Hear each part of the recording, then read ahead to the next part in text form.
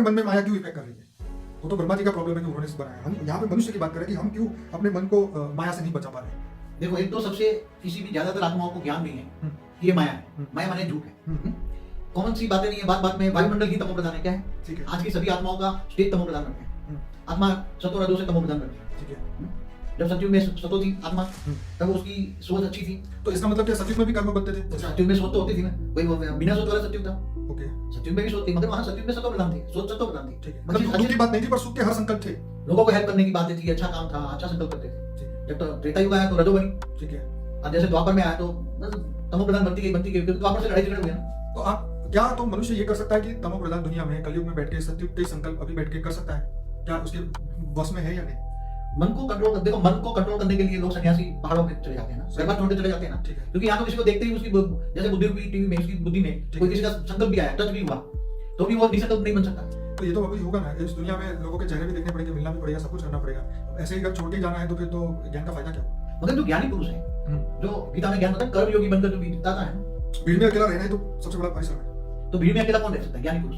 ठीक है। ज्ञानी पुरुष भीड़ में अकेले रहकर आत्मस्वरूप में स्थित होकर जो ऊंचे परम धाम में परमात्मा से अनुभव याद करते हैं, तो न उसकी सोच चलती है, न उसका संकल्प चलता है, मन शांत रहता है, उसकी बुद्धि एकदम दिव्य बुद्धि होती है, और वो किसी से फालतू बात में सोचते भी नहीं। सोचने के लिए भी सोचते हैं लोग। क्या आपने कई बार कहा है कि जब कुछ भी काम ना हो तो निसंकल्प रहो। हाँ, तो निसंकल्प कल्प रहेगा। जब मन को तुमने बुद्धि, तुम्हारी मन कहाँ लगा दिया? परमात्मा में। ठीक है। तो परमात्मा में ऊंचे परम धाम में मन चला गया और तुम खुद आत्मस्वरूप में हो। क्या? तो आत्मस्वरूप में हो तो तुम्हारी स्टेज क्या बन जाएगी? देखते हुए नहीं देखते, तुम्हारे सामने कोई भी आ जाए, कोई बंदूक लेके भी मारने आ जाए तुम्हें, तुम्हारा कर्म सामने आके कोई बंदूक मारने लेके आ जाए, मगर तुम उसको एक ऐसे ही तुम्हें ज्ञान हो जाएगा, मुझे मेरा कर्म सामने आया है, मगर वो तुम आत्मस्वरूप में हो तो भयभीत नहीं होते। तो क्या? निर्भय हो जाते, वो कुछ नहीं कर पाएगा, तुम्हारे संकल्प में इतनी शक्ति है। अच्छा, वो कुछ नहीं कर पाएगा, वो शांत हो जाएगा और वो उसकी गोली नहीं चलेगी और पैरों में गिरकर चला जाएगा। बाबू जी, क्या ये पॉसिबल है, जैसे मैंने अभी एग्जांपल दिया था कि हम गाड़ी चला रहे हैं और एक तेज गाड़ी निकल गई और हमने उसके बारे में सोचा, लेकिन अगर उस समय पे अगर हम ये सोच रहे हैं कि भाई ये गाड़ी चला रही है, मेरी आत्मा चला रही है और मैं आत्मा हूँ, उस समय में इस अवस्था में अगर होता तो क्या ये संकल्प चलने की संभावना नहीं होती?